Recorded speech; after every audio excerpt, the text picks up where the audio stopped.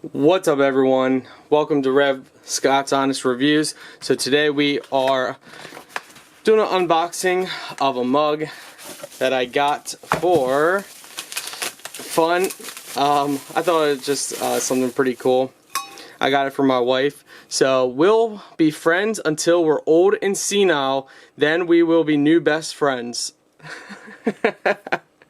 So this is what they call a tumbler.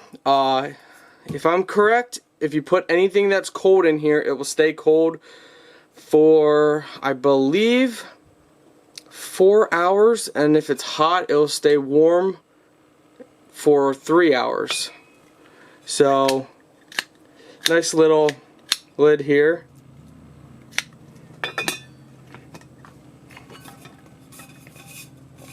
Yeah, that's nice.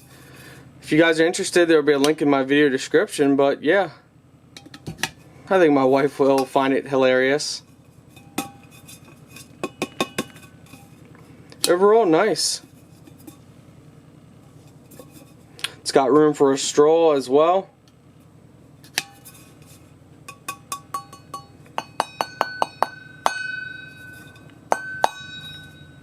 Yeah, I can give that a 9 out of 10.